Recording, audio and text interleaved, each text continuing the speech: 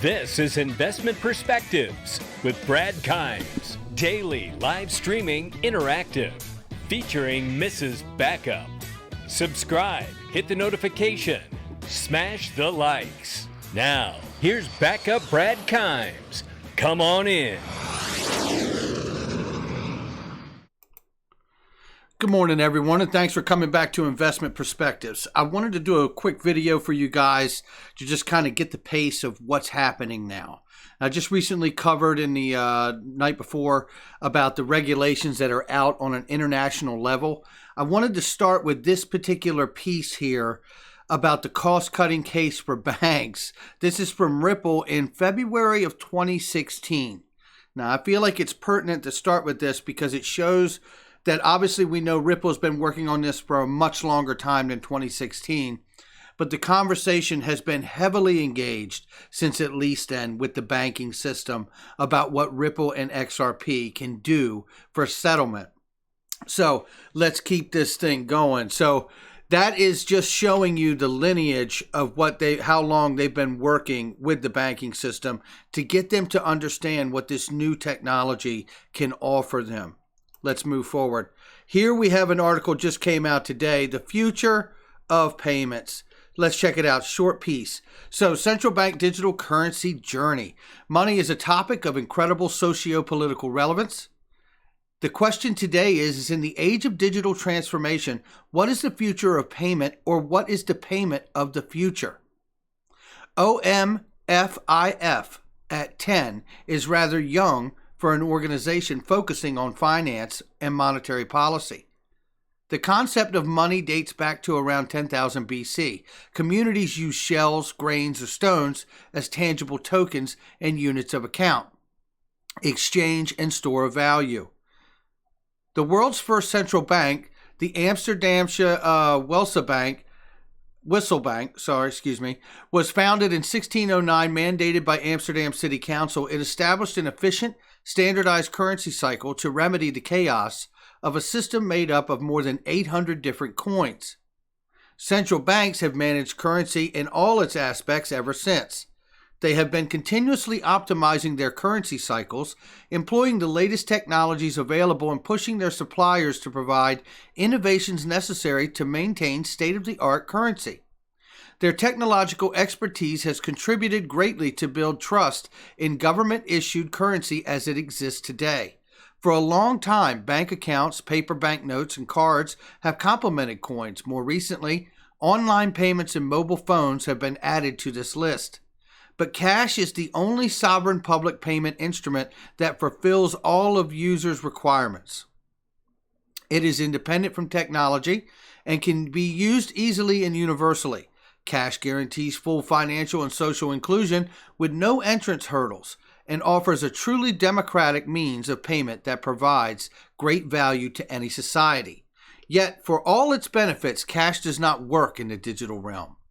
The world is changing drastically with more and more fully digital business models. Therefore, how can central banks transfer the benefits of cash, especially its characteristic, as a public good to the digital world?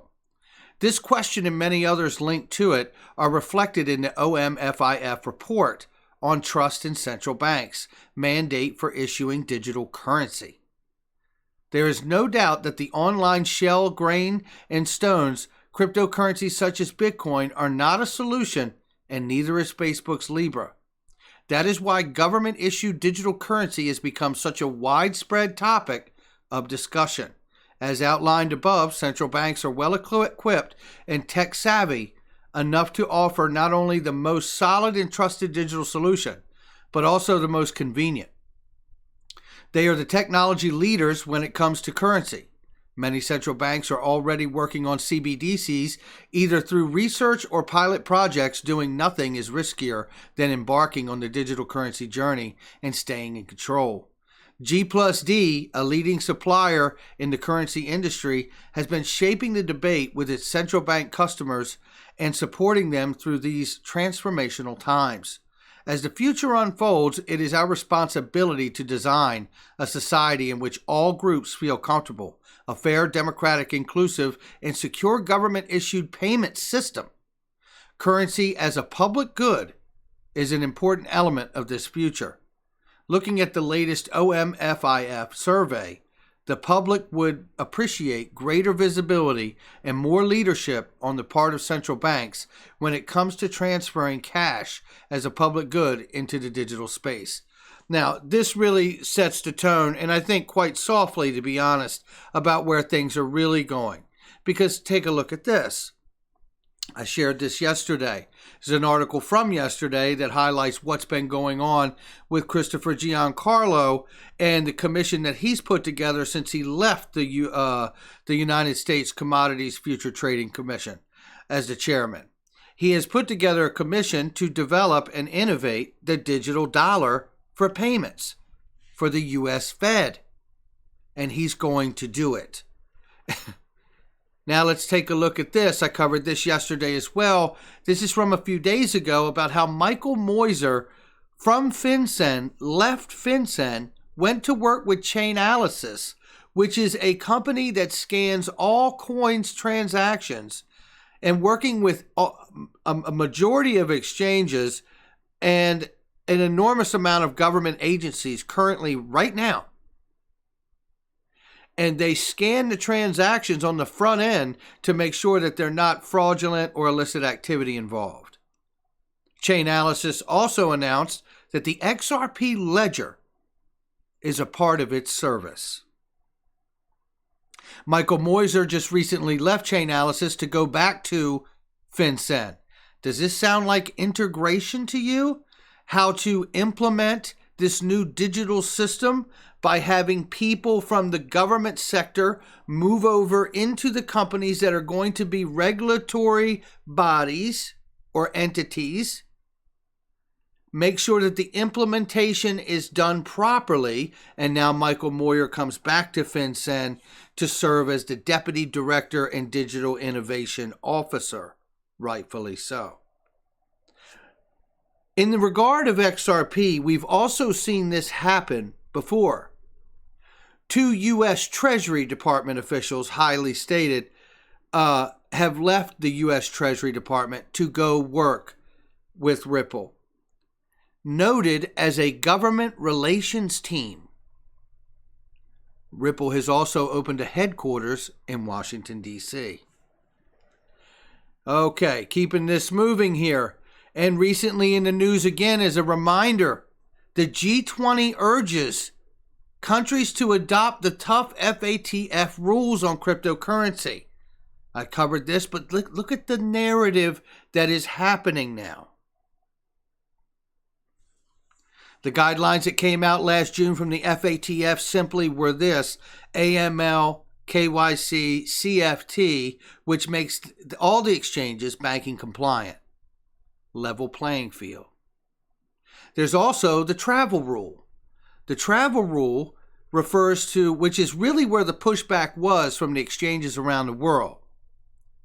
The travel rule is that any transaction that happens digitally, that's $1,000 US or Euro equivalent, the sender and receiver information must be shared.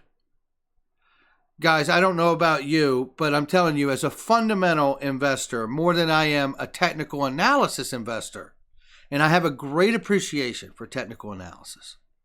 But the reason I'm more of a fundamental investor in this space is because we don't yet have price discovery. Isn't that something? We don't have price discovery in this space on the asset XRP. Think of it. At this point, knowing that it is highly likely that XRP will be used back end for settlement, and I will show you this again. This is the policymaker toolkit from the World Economic Forum. Now, we just looked at a host of information that shows that they intend to make central bank digital currencies. And as an example for settlement, right here, you can clearly see that XRP and JP Morgan coin are the example for the settlement back end for digital currency, for central bank digital currencies. This gets more real all the time, ladies and gentlemen. What I can tell you is that as we move ever so closer to this moment taking place, the narrative now is being carried by many, many high-level government officials and financial officials. This is exciting times.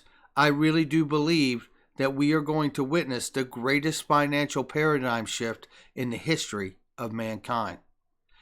Hit the like and subscribe. Leave some comments below. I will catch you guys on the next one. Remember, new live show start time is now 12 p.m. Eastern. I will see you guys in the show later today. Thank you.